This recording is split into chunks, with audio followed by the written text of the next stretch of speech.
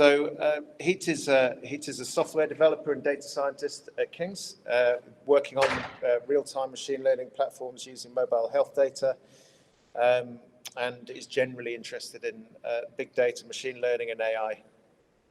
And so, over to you. Yeah, thanks. Thanks, Richard. Yeah. So, hi everyone, I'm Heet, and yeah, today I will talk about radar pipeline. So the aim for why we have radar pipeline here, why we're talking this presentation is because I'm trying to have a discussion about what's the best way to analyze radar data, because I mean we all know radar data can be quite big and can be quite variable. It's very tough to do anything with it when you are like doing an analysis.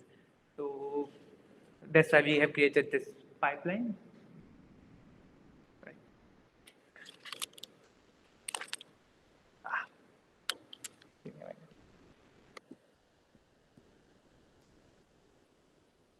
Yeah. So what is radar pipeline? So it is an open source platform that will enable researchers to add their own code to the pipeline. So we have like radar is there for like last 5, 6, 8 years. We have projects from radar CNS, and we have like lots and lots of data and lots of analysis from different papers. We have sleep papers, and we have created lots of features, but every features are like every researcher has their own code, and they have their own system, and there's no way to replicate it without like writing the whole code and rewriting the whole thing. So that's why we have created a pipeline for researchers to add their code in this pipeline so that it can be reused, it will be citable, it can be used by other people in other studies, in future studies, and hopefully it would make the process much more easier to use and data much more easier to work with. Yeah. So when we started the pipeline, I think a year ago, one of our major aim is to create a generic feature pipeline, so anyone can add the code. But another our goal is to make data ingestion as efficient as possible.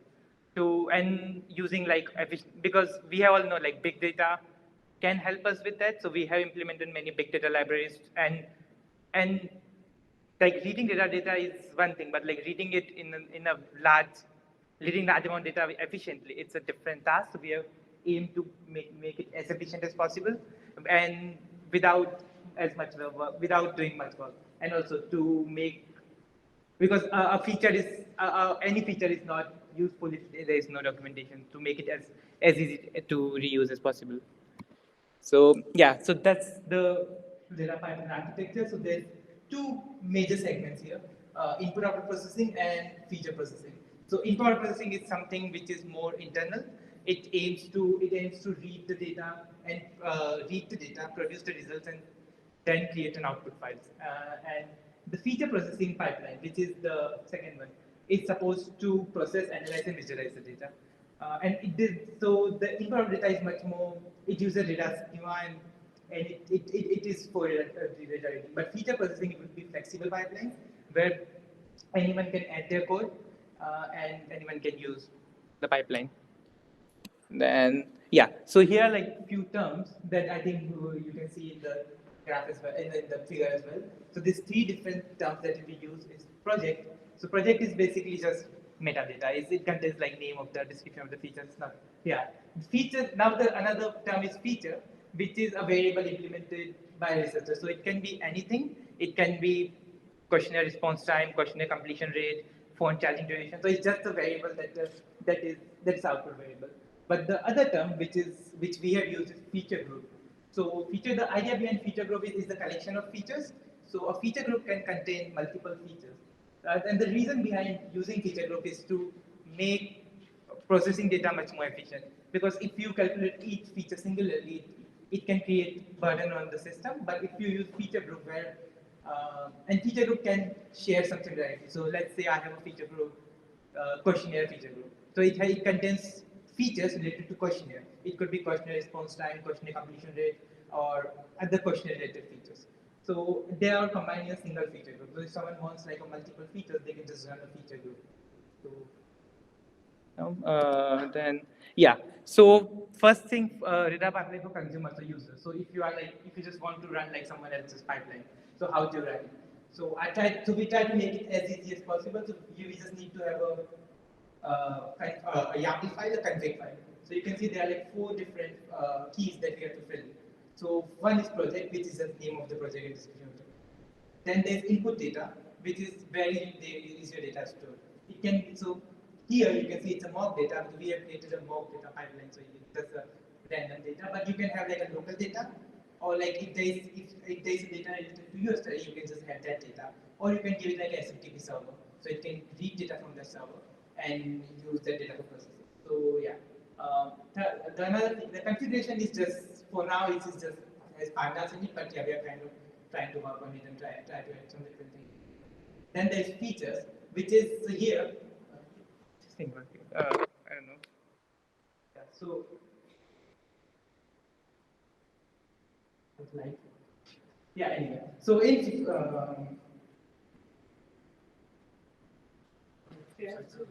it's not going back. Sorry, my bad. Yeah. So in feature, so you can look at like the feature section. There's like multiple things like location. So location just says like do you have like a GitHub location? So if the pipeline is online on GitHub, you can just go to the GitHub repository and it will download the repository and run the pipeline for you. So you don't have to even download the pipeline. Just give it like a GitHub link and it will do that. You can mention location. You can mention the branch of the GitHub pipeline, which is main, which is usually. Then there's feature groups, which is like what feature group you want to run. So here there are two feature groups: mock feature group and mock feature group 2. So and then you can mention like what features do you want to run on that. If you want to run all the features, you can just mention all. Otherwise, you can, like in the second example, you like step you want to see. And then output data. How do you want to output data?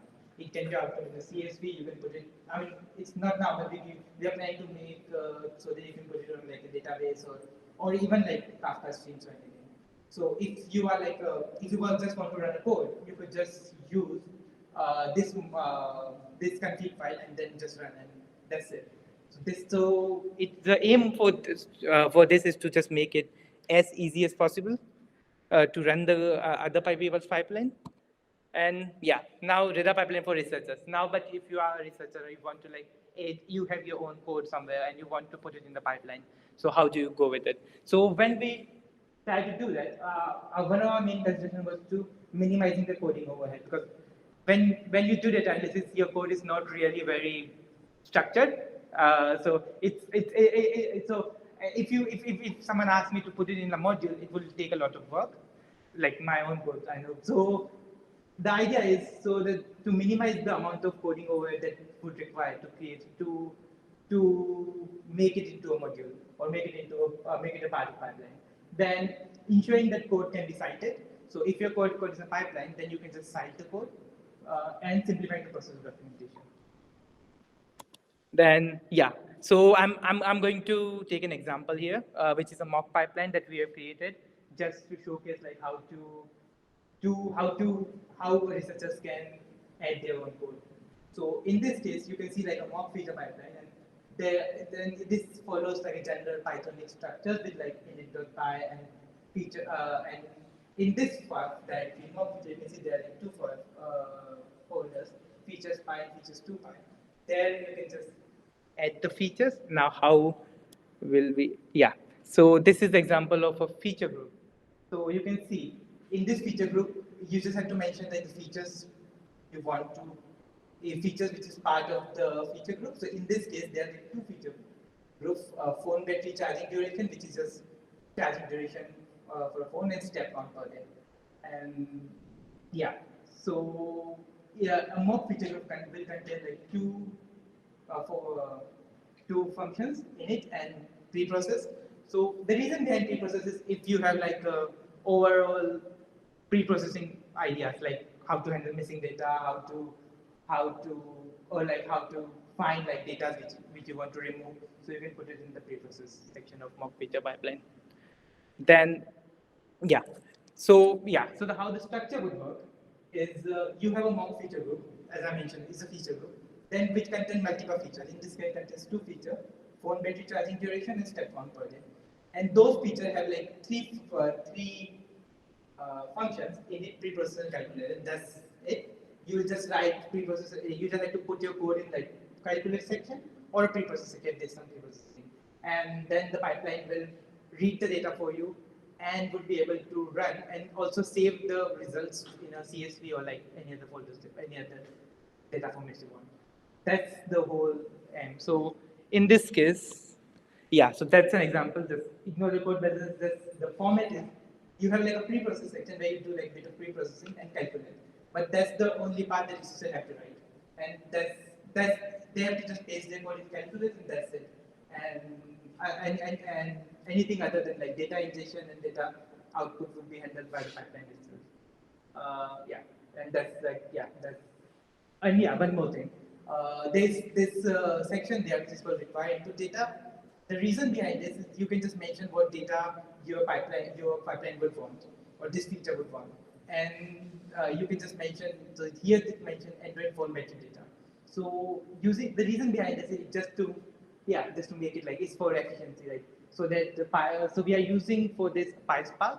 If anyone is familiar with, is a big data library for data reading, and one of the good thing about data is we have schemas, and schemas make the data reading much more efficient if we are using a big data library such as PySpark. So that's why if we have this, so using schemas and using the name, we can make the data processing much more efficient. Yeah, and just after creating feature, you will just create a YAML file where anyone can run the pipeline.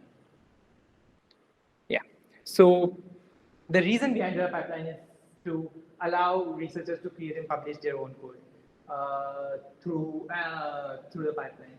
Then allow users to run those code without much coding overhead or without doing much more work. And the finalized pipeline can be cited using, you can just add a citation CFF file, which are very common citations file which can be added and which can be cited for like future users. And yeah, Redeye uses PySpark, which is a optimization and another optimization method which is make it data reading much more efficient. So current limitations are it only supports Python, and that's something we are working on because I know lots of people use R or like MATLAB. So we are one of our major aims of this is to add like extension for R or like other languages. Yeah, and the another thing is data ingestion is only optimized for radar data, which is no surprise because it is made for radar data. But yeah. The idea is like if you use some other framework like Aware framework, it wouldn't be that efficient because it has a different reading structures. And yeah, another thing is our visualization library, which haven't been implemented yet, but it's on the works also. Yeah, and as I said, the future plans, integrating existing pipelines, which is I think one of the major goal and one of the reason I'm talking here is to have pipelines in the past for the projects we have done, like there are CNS and other projects, to implement those codes in the pipeline and try to convince people or try to support people to adding their pipelines to adding their own data analysis or codes to the pipeline. And yeah, other than that, it's with other plans are visualization library and maybe support for large variety of data and yeah, modularize the code base. So that's it for me. Thank you. And happy to have questions. Thank you, Heet. So a great step towards making radar analytics reproducible.